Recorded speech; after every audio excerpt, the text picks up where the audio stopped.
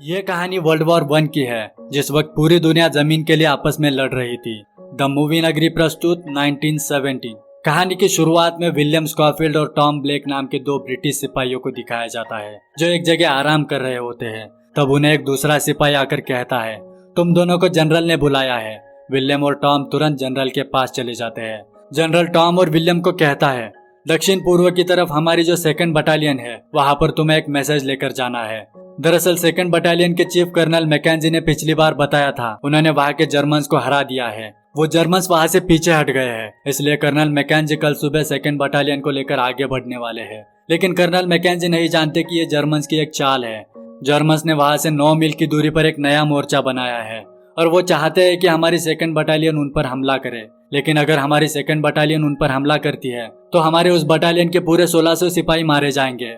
हम ये बात कर्नल मैकेंजी को नहीं बता पा रहे हैं क्योंकि दुश्मनों ने हमारे संचार तंत्र खराब कर दिया है, इसलिए तुम्हें खुद वहां पर जाकर यह मैसेज पहुंचाना होगा। सफर बहुत लंबा है और अब तक दोपहर हो चुकी है, लेकिन किसी भी हाल में कल सुबह तक तुम्हें यह मैसेज कर्नल मैकेंजी तक पहुंचाना है और इस हमले को रोकना है। इसलिए तुम दोनों अभी के अभी उस तरफ निकल जाओ।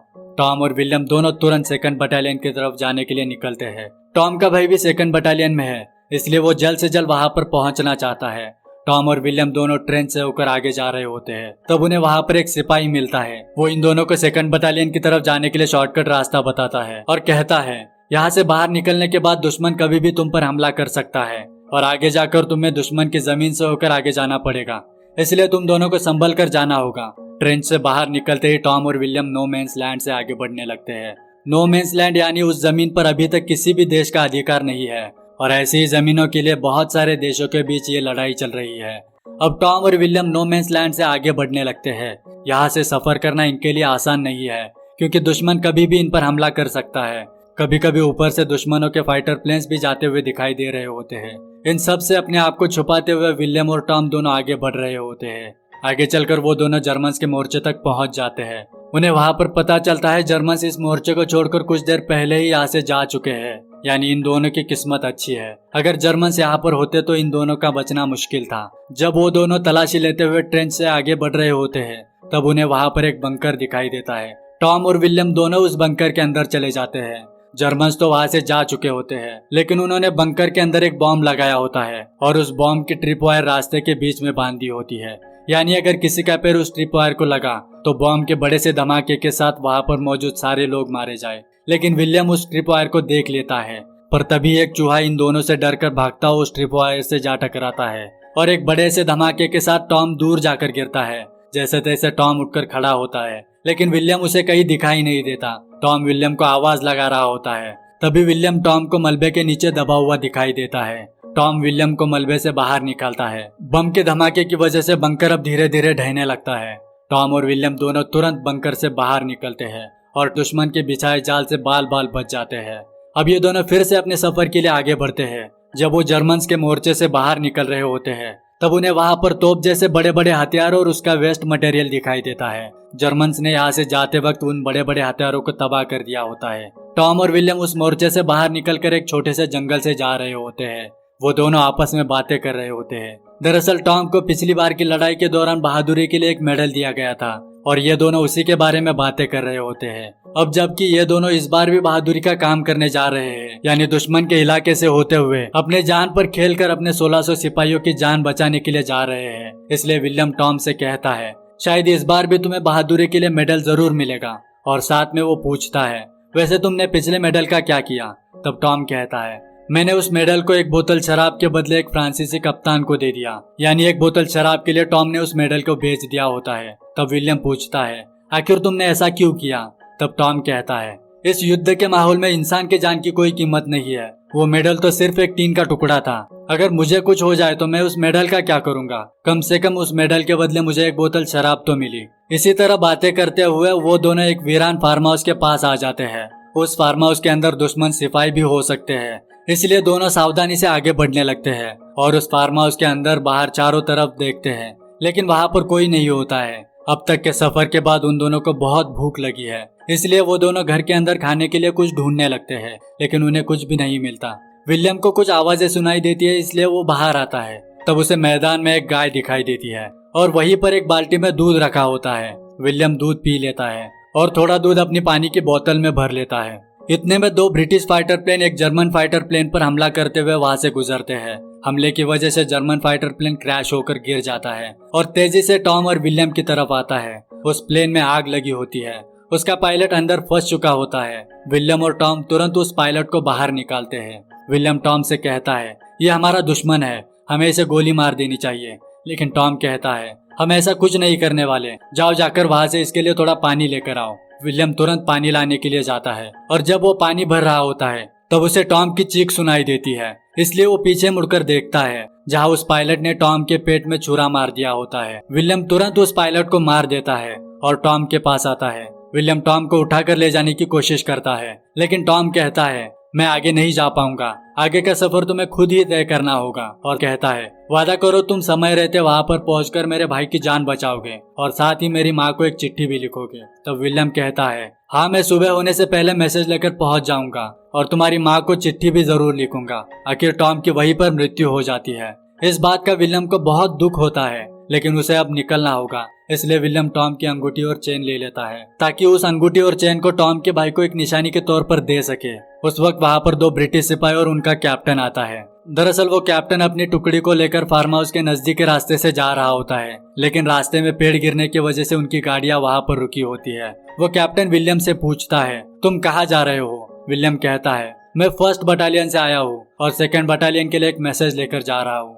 तब वो कैप्टन कहता है, हम भी उसी रास्ते से जा रहे हैं, हम तुम्हें वहां तक छोड़ देंगे। उसके बाद विलियम उनके साथ आगे बढ़ता है। कुछ रास्ता तय करने के बाद उनकी गाड़ियां रुक जाती है। वहां पर कैप्टन विलियम से कहता है, दुश्मनों ने आगे का ब्रिज उड़ा दिया है, इसलिए हमें घूम कर जाना होगा। लेकिन विलियम के पास ज्यादा वक्त नहीं है, इसलिए उसे यहाँ से चलकर ही आगे जाना होगा। विलियम शॉर्टकट रास्ते से जाने के लिए उस टूटे हुए ब्रिज के पास आता है और जब वो उस ब्रिज को पार कर रहा होता है तब उस पर गोलियां चलने लगती है। दरअसल वहां पर एक वीरान बिल्डिंग होती है जिसके अंदर से कोई विलियम पर गोलियां चला रहा होता है। विलियम धीरे धीरे आगे बढ़ते हुए उस बिल्डिंग के अंदर चला जाता है और दुश्मन सिपाही को ढूंढने लगता है। जब विलियम एक कमरे का दरवाजा खोलता है तब वहां पर एक जर्मन सिपाही जख्मी हालत में होता है। दरवाजा खुलते ही दोनों एक दूसरे पर गोली चलाते हैं। गोली विलियम के सर पर लग जाती है और विलियम दूर जाकर गिरता है। काफी समय बाद उसे होश आता है। दरअसल गोली विलियम के सर पर मेटल के हेलमेट को लगी होती है, जिसकी वजह से वो सिर्फ बेहोश हुआ होता है। लेकिन उस जर्मन सिपाही को विलियम की गोली लग चुकी होती है और वो उसी वक्त मर चुका होता है। यहाँ पर फिर एक बार विलियम मरते मरते बचा होता है। अब विलियम उस बिल्डिंग से बाहर आता है। काफी रात हो चुकी होती है और जर्मन्स के फाइटर प्लेन्स अभी भी आसमान में घूम रहे होते हैं। वो विलियम को देख लेते हैं और उस पर गोलियां चलाने लगते हैं, लेकिन विलियम उनसे बचते हुए भाग रहा होता है। आगे जाकर विलियम एक जगह रुक जाता है। दरअसल ये एक शहर होता है जो इस लड़ाई के दौरान पूरा तबाह हो चुका होता है और विलियम को इस शहर से होकर आगे जाना होगा। इसलिए विलियम धीरे धीरे आगे बढ़ने लगता है, लेकिन वहां पर बहुत सारे जर्मन सिपाही घूम रहे होते हैं। उनमें से एक विलियम को देख लेता है और गोलियां चलाते हुए उसके पीछे भागने लगता है। विलियम वहां से भाग जाता है। उसे वहां पर एक तहखाना दिखाई देता है। विलियम उसके अंदर चला जाता है और उस तहखाने की तलाशी लेने लगता है। वहां पर एक लड़की होती है जो विलियम को देखकर डर जाती है और विलियम से कहती है, मुझे मत मारो, मैंने कुछ नहीं किया है। विलियम उसे शांत करता है और कहता है, मैं यहाँ तुम्हें मारने के लिए नहीं आया हूँ, मेरे पीछे जर्मन सिपाही पड़े हुए थे इसलिए मैं यहाँ पर आया हूँ। तब वो लड़की विलियम से पूछती है, तो तुम्हारे साथी कहाँ है? तब वो विलियम कहता है, नहीं मैं अकेला हूँ, दरअसल मैं हमारी एक बटालियन की तरफ मैसेज लेकर जा रहा हूँ। विलियम के सिर पर चोट लगी होती है और उसे खून निकल रहा होता है। वो लड़की उस घाव पर पट्टी लगा देती है। तभी विलियम को वहां पर एक छोटी बच्ची दिखाई देती है। उस लड़की के साथ एक छोटी बच्ची भी होती है। विलियम उस बच्ची को देखकर कुछ पलों के लिए अपना दर्द भूल जाता है। वो पूछता है, क्या ये बच्ची तुम्हारी है? तब वो लड़की कहती है, नहीं, ये मुझे एक जगह मिली थी, वहाँ पर कोई नहीं था, इसलिए मैं उसे अपने साथ लेकर आई हूँ। विलियम अपनी पानी की बोतल निकालता है जिसमें उसने फार्म हाउस में दूध भर लिया था। विलियम वो दूध उस बच्ची को पिलाने के लिए दे देता है। थोड़ी देर उस बच्ची के साथ वक्त बिताने के बाद विलियम वहाँ से जाने लगता है। वो लड़की उसे कहती है, थोड़ी देर में सुबह हो जाएगी, जर्मन सिपाही तुम्हें देख लेंगे, तुम्हें यहीं पर इंतजार करना चाहिए। विलियम कहता है, नहीं, सुबह होने से पहले मुझे मैसेज लेकर वहां तक पहुंचना है, और तहखाने से निकल जाता है। विलियम दुश्मनों से छुपते हुए आगे बढ़ रहा होता है। वहां से थोड़ी दूर जाने के बाद विलियम के सामने एक जर्मन सिपाही अचानक से आ जाता है। विलियम उसका मुंह बंद करता है और इशारे से चुप होने के लिए कहता है। वो सिपाही मान जाता है, लेकिन जैसे ही विलियम अपना हाथ हटाता है वो सिपाही अपने साथियों को बुलाता है तब ना चाहते हुए भी विलियम को उसे मारना पड़ता है, लेकिन उसकी आवाज सुनकर एक और सिपाही वहां पर आ जाता है। विलियम उसे मारने के बजाय धक्का देकर गिरा देता है और वहां से भागने लगता है। विलियम को देखकर बहुत सारे जर्मन्स गोलियां चलाते हुए उसके पीछे भागने लगते हैं। विलियम अपने आप को बचाता हुआ उस वीरान शहर की गलियों से भाग रहा होता है। आगे जाकर वो एक दीवार से नदी में कूद जाता है। नदी का बहाव बहुत तेज होता है। विलियम पानी के साथ बहते हुए वहां से बहुत दूर निकल आता है। कुछ ही देर में सुबह हो जाती है। विलियम को जल्द से जल्द 2nd बटालियन की तरफ पहुंचना होगा, इसलिए किसी तरह वो पानी से बाहर निकलता है और आगे बढ़ने लगता है। वो भीगा हुआ है, पूरी तरह से थक चुका है, लेकिन फिर भी आगे बढ़ रहा है, क्योंकि उसकी थोड़ी सी देरी 1600 सिपाहियों की मृत्यु का कारण बन सकती है। इसलिए वो लगातार आगे बढ़ रहा होता है। जब वो झाड़ियों के बीच से जा रहा होता है तब उसे वहां पर ब्रिटिश सोल्जर्स दिखाई देते हैं। उन्हें देखकर विलियम सुकून की सांस लेता है। सोल्जर्स प्रार्थना कर रहे होते हैं, इसलिए विलियम भी उनके साथ बैठ जाता है। कुछ देर बाद प्रार्थना खत्म होते ही सभी सोल्जर्स उठकर जाने लगते हैं। उनमें से एक सोल्जर विलियम को पूछता है, तुम कौन हो और कहाँ से आए हो? विलियम कहता है, मैं 1st बटालियन से तुम्हारी यानी 2nd बटालियन के लिए एक मैसेज लेकर आया हूँ। हमला रोकने के लिए ऊपर से ऑर्डर्स है। तब वो सिपाही कहता है, हम 2nd बटालियन की सिर्फ एक टुकड़ी है, हमें बाद में हमला करने के लिए कहा गया है और हमारे बाकी के सारे सिपाही हमले के लिए आगे जा चुके हैं। कुछ ही देर में हमला शुरू हो जाएगा। तब विलियम पूछता है, कर्नल मैकेंजी कहाँ है? और उस तरफ भागने लगता है। विलियम कर्नल मैकेंजी को ढूंढते हुए आगे बढ़ रहा होता है, लेकिन ट्रेंच में सिपाहियों की वजह से उसे आगे बढ़ने में मुश्किल हो रही होती है। सब सिपाही हमले के लिए तैयार है, हमला कभी भी शुरू हो सकता है। विलियम को जल्द से जल्द कर्नल मैकेंजी तक पहुंचना होगा। इतने में हमला शुरू हो जाता है और ट्रेंच में सिपाहियों की वजह से विलियम तेजी से आगे नहीं बढ़ पा रहा होता है। इसलिए विलियम अपनी जान की परवाह किए बिना ट्रेंच से बाहर निकलकर मैदान में आता है और कर्नल मैकेंजी के बंकर की तरफ भागने लगता है। विलियम के पीछे पीछे सारे ब्रिटिश सोल्जर्स भी ट्रेंच से बाहर निकलते हैं और दुश्मन पर हमला करने के लिए उस तरफ भागने लगते हैं। वहाँ पर बमबारी भी होने लगती है। उसे बचते हुए विलियम कर्नल मैकेंजी तक पहुँच जाता है और कहता है, कर्नल आपके लिए एक मैसेज है जिसमें इस हमले को रोकने के लिए ऊपर से आदेश दिया गया है। तब कर्नल मैकेंजी कहता है, तुमने आने में बहुत देर कर दी, हमला तो पहले से ही शुरू हो चुका है, अब कुछ नहीं हो सकता। तब विलियम कहता है, कर्नल आप एक बार इस लेटर को पढ़ लीजिए, ये जर्मन्स की एक चाल है, वो चाहते थे कि आप उन पर हमला करें।